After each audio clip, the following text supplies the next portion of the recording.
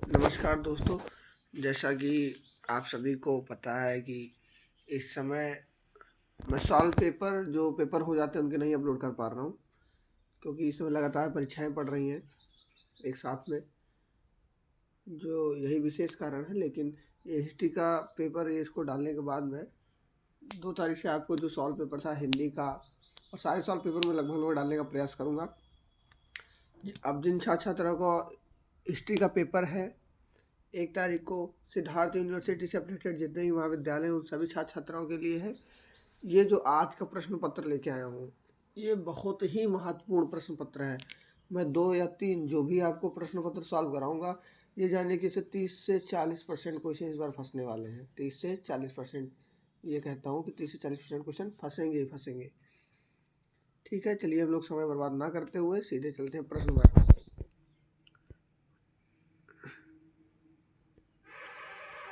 कांग्रेस और मुस्लिम लीग के मध्य कौन सा समझौता हुआ था? तो आप सभी को पता होगा कि कांग्रेस और मुस्लिम लीग के बीच लखनऊ समझौता हुआ था।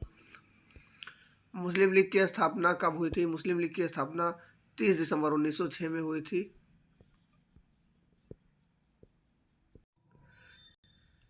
सर सैयद अहमद खां का देहांत किस वर्ष हुआ था? सर सैयद अहमद खां का देहांत 1898 में हुआ था। भारत की स्वतंत्रता के समय वायसराय कौन था? भारत की स्वतंत्रता के समय वायसराय माउंटबेटन था। और लॉर्ड माउंटबेटन, यहाँ यही अंतिम वायसराय भारत का ये भी था। 1947 से 1948 तक कार्यकाल है इनका।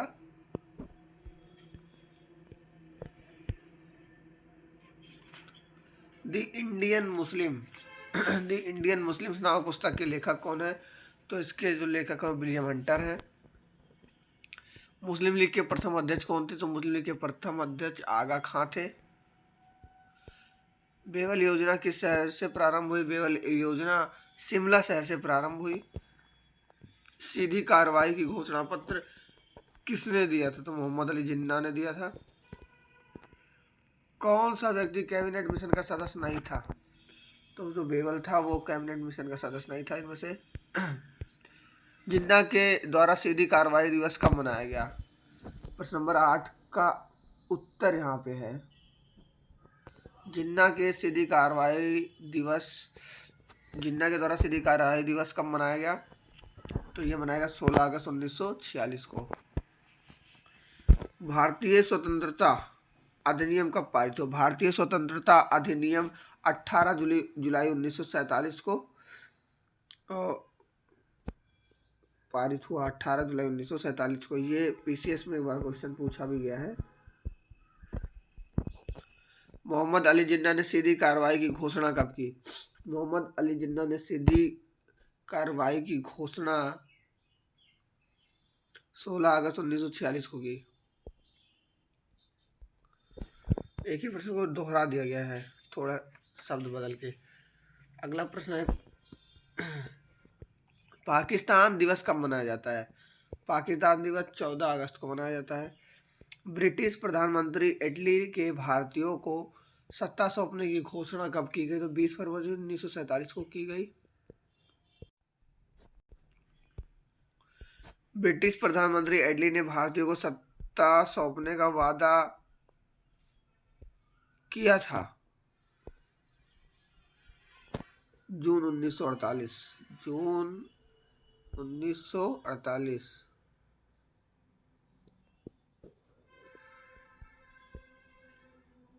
जून 1948 में किया था।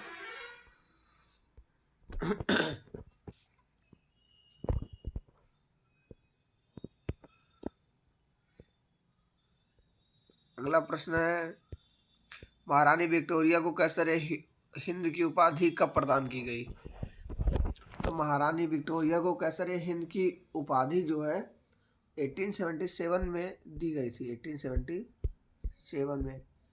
बट किस उसके तहत दी गई थी? अधिनियम के तहत। किस अधिनियम के तहत, किस एक्ट के तहत दी गई थी? तो 1876 रॉयल टाइटल अधिनियम बना था, उसी के तहत दी गई थी। तो उसमें 1877 नहीं है, तो हम लोग 76 पे आराम से टिक कर सकते। तो 1876 में दी गई थी। अगला प्रश्न है, कंपनी ने रिंग फेंस नीति का अवलंबन कब से कब तक किया? रिंग फेंस नीति क्या थी? रिंग फेंस नीति कंपनी द्वारा अपनी सीमा को सुरक्षित रखना। तो ये 1757 से 1813 तक किया गया। अगला प्रश्न है, अवध का अधिग्रहण कंपनी ने किस आधार पर किया? अवध का अधिग्रहण प्रशासनिक कुव्यवस्था द्वारा किया गया था 1856 में।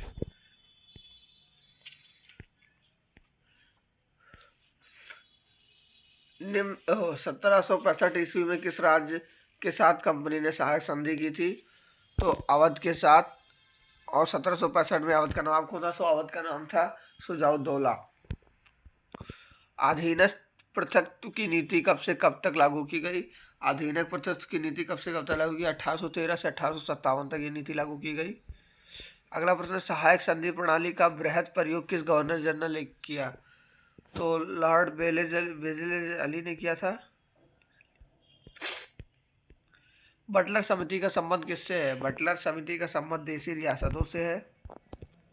हैदराबाद राज ने स्वतंत्र भारत के विलय पत्र पर कब हस्ताक्षर किए? तो ये 1948 में किया, पोलो ऑपरेशन के बाद। 1935 ईस्वी के प्रस्तावित संघ में देशी रियासतों का शामिल होना था ऐच्छिक।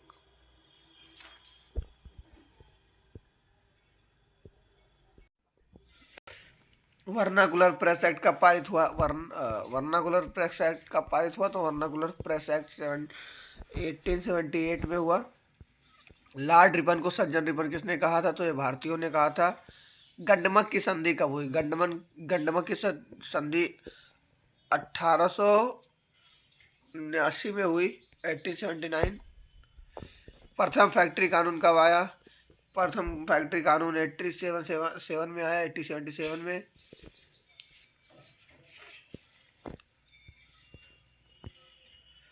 किससे स्थानीय स्वशासन का पिता कहा जाता है? तो लॉर्ड रिपन को स्थानीय स्वशासन का पिता कहा जाता है। वैधानिक नागरिक सेवा की स्थापना कब हुई? वैधानिक नागरिक सेवा की स्थापना 1879 में हुई। किस वायसराय ने भारतीय सशस्त्र अधिनियम पारित किया? तो लॉर्ड लिटन ने पारित किया। लॉर्ड लिटन ने पारित किया 1878 में, 1878 में पारित किया।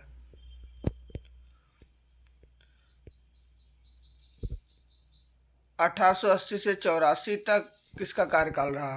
तो 1880 से 84 तक लॉर्ड रिपन का कार्यकाल रहा। 80 से 84। किसने कहा था कि रिपन भारत के प्रख्यात गवर्नर जनरलों में से सबसे महान और लोकप्रिय है? तो ये कथन बाल गंगाधर तिलक का है लॉर्ड रिपन के लिए। किस वायसराय के शासनकाल में प्रथम फैक्ट्री कानून लागू किया गया? लॉर्ड रिपन के कार्यकाल में। वर्नाकुलर प्रेस एक्ट किस वायसराय ने पारित किया था? तो लॉर्ड लिटन ने किया था। आप लोगों को कमेंट बताना है कि इसको हटाया किसने था, कौन से। अंग्रेज और याकूब खां के बीच कौन सी संधि हुई थी? तो गंडमक की संधि हुई थी। पुरातत्व विभाग की स्थापना किसने की थी? लॉर्ड कर्जन ने की थी। सीआईडी विभाग की स्थापना कब हुई? तो सीआईडी विभाग की स्थापना 1903 में हुई। और ध्यान रखिएगा 1902 में पुलिस विभाग की स्थापना हुई। लॉर्ड कर्जन ने द्वितीय दिल्ली दरबार कब किया? तो 1903 में हुआ द्वितीय दिल्ली दरबार।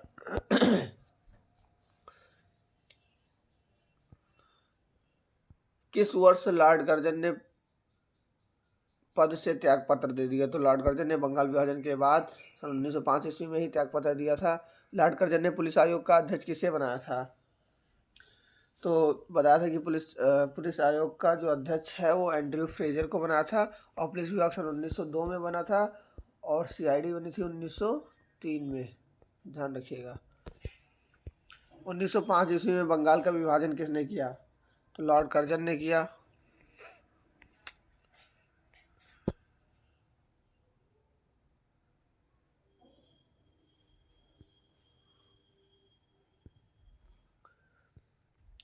भारतीय विश्वविद्यालय अधिनियम कब पारित किया गया? भारतीय विश्वविद्यालय अधिनियम 1904 में पारित किया गया। इंपीरियल कैडेट कोर की स्थापना किसने की? इंपीरियल कैडेट कोर की स्थापना करजन ने की। किसने व्यापार एवं उद्योग विभाग की स्थापना की? तो करजन ने व्यापार एवं उद्योग विभाग की स्थापना की। पुलिस आयोग की स्थापना कब हुई? पुलिस आयोग की स्थापना 1902 में हुई। सीआईडी विभाग की स्थापना किसने की? सीआईडी विभाग की स्थापना जो है करजन ने की। 1911 ईस्वी में दिल्ली दरबार किसके शासनकाल में लगा? 1911 ईस्वी में लॉर्ड डलहौजी के कार्यकाल में 1911 में दिल्ली दरबार लगा, लॉर्ड डलहौजी के कार्यकाल में, तृतीय दिल्ली दरबार। बंगाल विभाजन का वास्तविक उद्देश्य क्या था? बंगाल विभाजन का वास्तविक उद्देश्य था कि राष्ट्रवादी भावनाओं का दमन किया जाए। Tata iron and steel company की स्थापना कब हुई? तो 1907 ईस्वी में हुई। भारतीय कुटीर उद्योग के पतन का क्या कारण था? भारतीय कुटीर उद्योग के पतन का कारण है औद्योगिक क्रांति, ब्रिटिश औपनिवेशिक काल, अकाल और उपयुक्त सभी।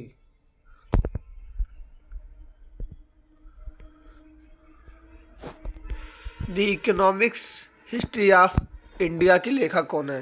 The economics history of India के लेखक कौन है? तो इसके लेखक है आर.सी. दत्त। कम्यूनिटी प्रथा कहाँ प्रचलित नहीं थी? तो ये पूर्वी उत्तर प्रदेश में प्रचलित नहीं थी। दादा भाई नौरोजी के अनुसार स्वराज का अर्थ क्या है? स्वशासन, पूर्ण स्वतंत्रता, राजनीतिक स्वतंत्रता, उपयुक्त सभी। कौन सा बागान उद्योग विदेश पूंजी पर आरंभ हुआ? तो नील, चाय, काफी, उपयुक्त सभी। किस मत द्वारा धन निकासी भारत से हुई थी? सोना, ऋण, सूद, घरेलू या उपयुक्त सभी। किस साहित्यकार ने धन निकासी के सिद्धांत का वर्णन किया? तो भारतेंदु हरिश्चंद्र ने अपनी रचना में किया है। एसे ऑन इंडियन इकोनॉमी पुस्तक के लेखक आर.सी. दत्त। भारत की दयनीय आर्थिक व्यवस्था को सर्वप्रथम किसने प्रस्तुत किया? आर.सी. दत्त ने प्रस्तुत किया।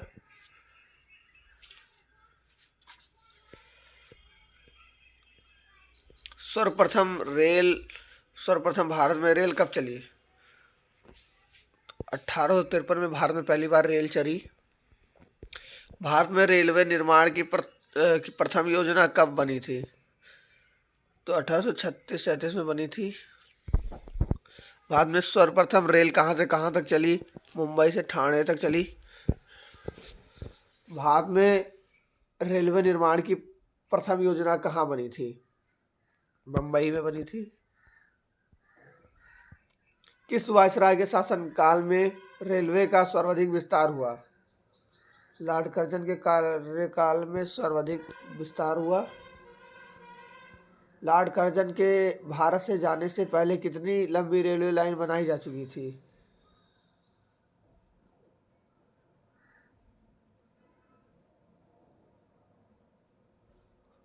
लॉर्ड कर्जन के भारत से जाने से पहले कितनी लंबी रेलवे लाइन बनाई जा चुकी थी? तो 28,811 मील। भारत में रेल सर्वप्रथम किस तिथि को चली? 16 अप्रैल को चली थी।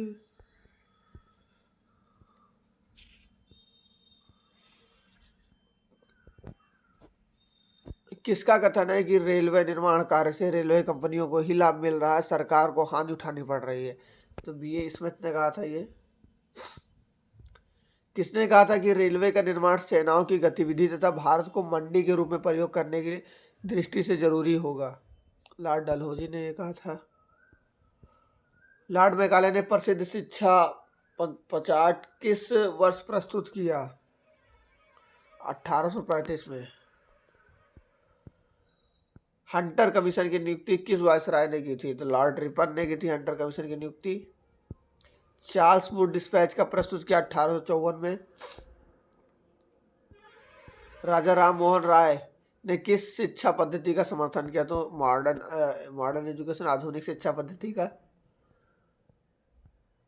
हार्टेक समिति किस वर्ष गठित की गई? हार्टेक समिति किस वर्ष गठित की गई? हार्टेक समिति सन 1929 में गठित की गई। लॉर्ड कर्जन द्वारा नियुक्त शिक्षा कमीशन का अध्यक्ष हंटर। सार्जेंट योजना किस वर्ष गठित की गई? सार्जेंट योजना 1941 में गठित की गई।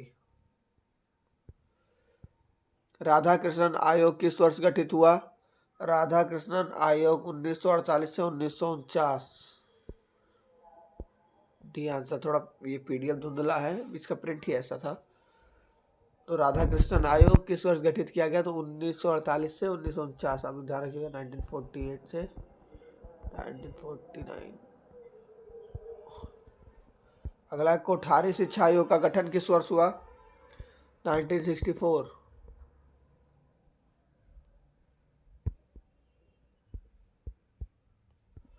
हंटर शिक्षा आयोग किस वर्ष गठित किया गया?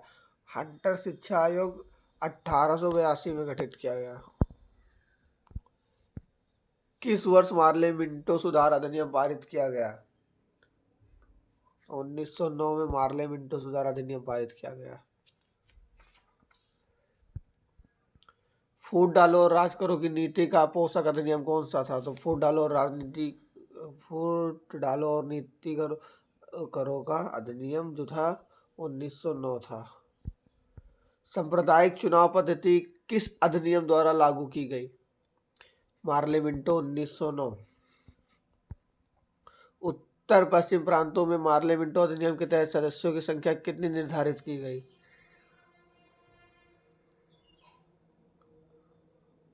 तो 24 निर्धारित की गई थी।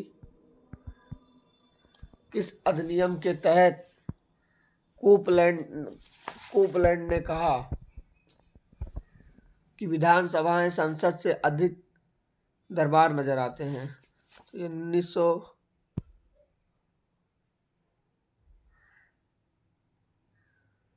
1935 अधिनियम को कहा था। मार्ले मिंटो अधिनियम के तहत मद्रास और मुंबई की विधान परिषदों की संख्या कितनी निर्धारित की गई थी? तो 46 निर्धारित की गई थी। प्रथम बार मुस्लिम समुदाय के लिए प्रत्येक प्रतिनिधित्व का उपबंध कब किया गया? 1909। इंग्लैंड स्थित भारतीय परिषद में किन भारतीयों को नियुक्त किया गया था? केसी गुप्ता, सैयद हुसैन बिलग्रामी। इसका आंसर डी सही हो जाएगा, दोनों।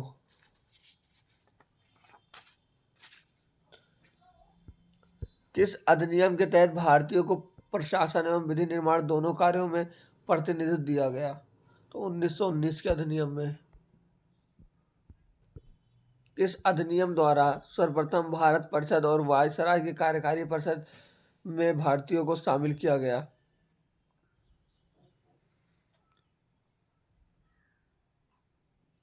1909 का अधिनियम। 1909 का अधिनियम पारित होते समय वायसराय कौन था? तो मिंटो था। सांप्रदायिक समझौता किस वर्ष घोषित हुआ? सांप्रदायिक समझौता 1932 में घोषित हुआ। प्रांतों में चुनाव किस वर्ष हुए? प्रांतों में चुनाव 1937 में हुए। केंद्र में द्वैत शासन की स्थापना किस अधिनियम द्वारा की गई? 1919 में।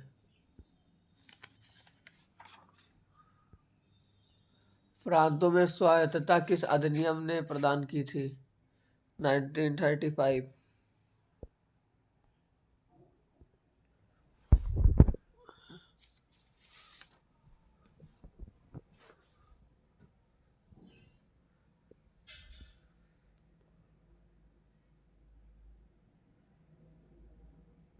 भारतीय उच्चायुक्त का पद किस अधिनियम से सृजित किया गया? 1919 में सृजित किया गया। प्रांतों में द्वैत शासन प्रणाली किस अधिनियम द्वारा लागू की गई? 1919 द्वारा लागू की गई। डॉक्टर राजेंद्र प्रसाद ने पाकिस्तान का जन्मदाता किसे कहा? तो मिंटो को कहा।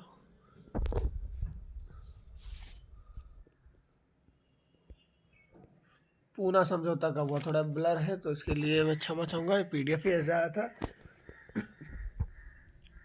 पूना समझौता कब हुआ?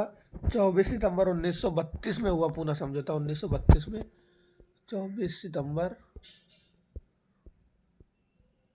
1932 में, 1932। CR फार्मूला किस वर्ष प्रकाशित किया गया? CR फार्मूला 22 दिसंबर 1939, 22 दिसंबर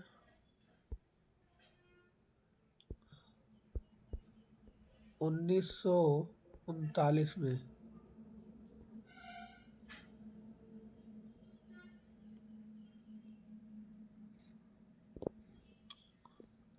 नहीं, CR फार्मूला किस वर्ष प्रकाशित किया गया? थोड़ा सा गलती हो गया। CR फार्मूला कब प्रकाशित किया गया? 1944 में प्रकाशित किया गया। मोहम्मद अली जिन्ना ने मुक्ति दिवस कब मनाया? तो 22 दिसंबर 1939 में मनाया। ये इसका आंसर मैंने अभी ऊपर बता दिया था, ध्यान नहीं दिया। प्रसिद्ध लखनऊ समझौता कब हुआ? तो 1916 में हुआ। आपका पहला और आखिरी क्वेश्चन एकदम लखनऊ से ही था। ये बहुत ही इम्पोर्टेंट प्रश्न पत्र है आप सभी लोगों के लिए। आप इसको देख के जाइए और जो मेरा पहला वीडियो हिस्ट्री पे वो भी देख के जाइएगा। मैं दावे के साथ कहता हूँ 30 से 40% क्वेश्चन आप लोग के जरूर फंसेंगे। आप तब तक के लिए जय हिंद, जय भारत।